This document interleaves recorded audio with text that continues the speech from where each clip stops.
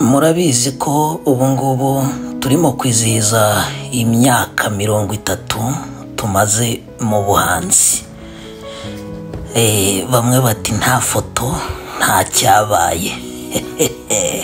Ariko stage twarazifashe imbere y'abakomeye, stage twarazifashe dukinira ahakomeye. Ibirori bikomeye si ubu ngubu gusa, na kera ntitwari tworoshye. Amashuri nayo twaragerageje, hagira ngo ni Rukara rwa Bishingwe wari wayashoje.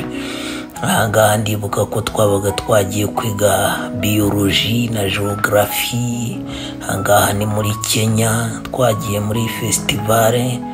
Ahangaha ni groupe ya mbere nahereyemo Iririma na Diregiteri Kanyamibwa n'abasangirangendo banjye benshi.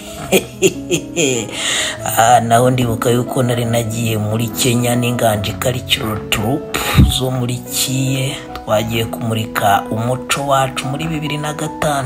Aha ni ku mupaka wa Maraba hagati ya Uganda na Kenya.